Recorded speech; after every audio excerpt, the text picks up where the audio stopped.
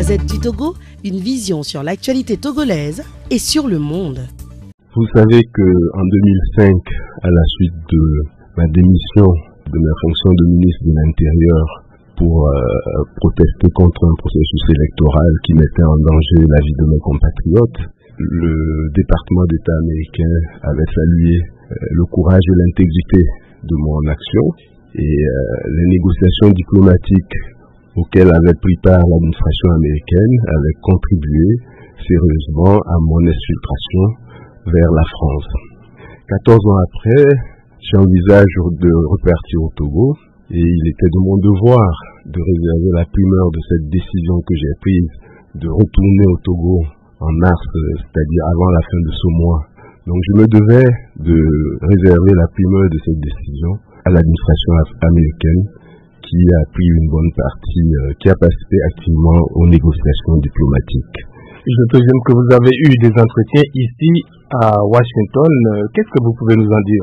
J'ai donc informé l'administration américaine, le département d'État, de cette décision assez grave et j'ai eu une oreille attentive au niveau du département d'État qui mesure la portée de cette décision et qui souligne l'intérêt pour l'administration américaine d'un processus électoral inclusif qui garantit la sécurité de tous, y compris des potentiels acteurs politiques.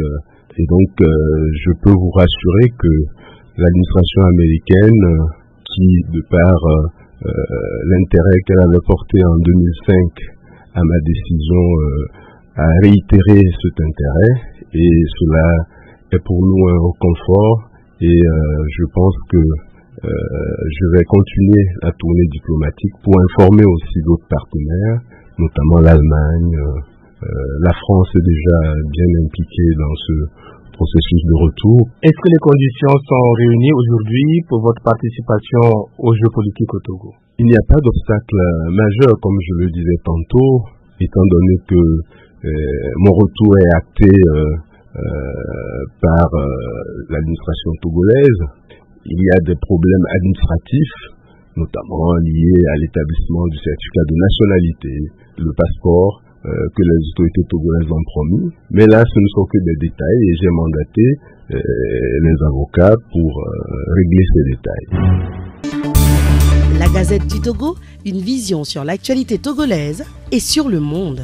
Rejoignez-nous sur le www.lagazettedutogo.com ou sur nos comptes Facebook, Twitter et YouTube. Pour tout contact, écrivez à contact@lagazettedutogo.com ou appelez le 92 80 88 53.